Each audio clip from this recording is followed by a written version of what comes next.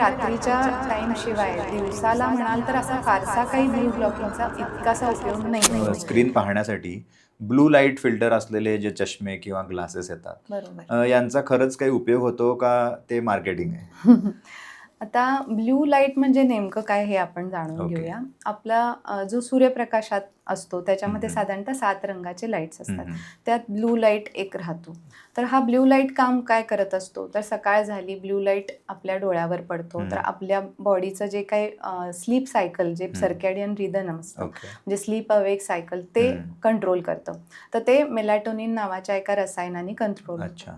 आणि हे melatonin secret होण्यासाठी त्याचा परिणाम होत असतो, म्हणजे लाईटचा.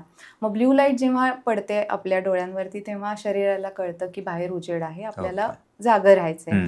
जसं संध्याकाळ होते तसं हा ब्ल्यू लाईट कमी होतो. मग आपल्या शरीरातलं मेलॅटोनिन सिक्रेट व्हायला चालू होतो आणि मग आपण झोपतो. तर आता जर का तुम्ही रात्रीच्या वेळेला कंटिन्युअस जर का तुम्ही तो मोबाईलचा स्क्रीनचा लाईट बघताय तर ह्याचा अर्थ तुमच्या डोळ्यावर ब्ल्यू लाईट पडतोय, म्हणजे तुमचं ती कुठेतरी ते सर्कॅडियन रिदम कुठेतरी ब्रेक होतोय आणि मग बॉडीला हे कळत नाहीये की दिवस आहे की काय. मग ते ब्ल्यू लाईट पडतोय ह्याचा अर्थ दिवसच आहे. त्यामुळे झोपेमध्ये डिस्टर्बन्स येतो. मग काही काही वेळेला झोपेचे काही आजार, इन्सॉम्निया, अपुरी झोप आणि मग त्यामुळे रिलेटेड सगळे आजार होतात. तर हे सगळं टाळण्यासाठी ज्या लोकांना रात्रीच्या वेळी मोबाईल वापरणं किंवा स्क्रीन वापरणं गरजेचं आहे, अशा लोकांनी ब्लू ब्लॉकिंग फिल्टर असलेले चष्मे किंवा स्क्रीन हे तुम्ही वापरू शकता. मोबाईलमध्ये ब्लू लाईट फिल्टर्स असतात किंवा तुम्ही नाईट मोड ऑन करू शकता किंवा कम्प्युटरमध्ये सुद्धा ती सोय असते, तर ते तुम्ही करू शकता किंवा ग्लासेस वापरू शकता.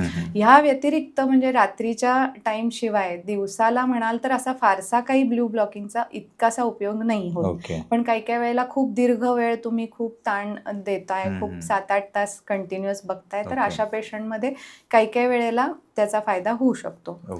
तो पर्सनली म्हणजे प्रत्येकाच्या आवडीवर अवलंबून आहे. पण शास्त्रीय दृष्ट्या बघायला गेलं तर त्यात लॉजिक फक्त एवढंच आहे की रात्रीच्या वेळेला तुम्हाला ते ब्लॉकिंग तुम्ही जर चष्मे वापरले तर ह्याचा अर्थ ते मेलॅटोनिन सिक्रेट होत राहतं आणि तुम्हाला मग झोप वगैरे व्यवस्थित. म्हणजे त्या चष्म्यांचा उपयोग होतोय.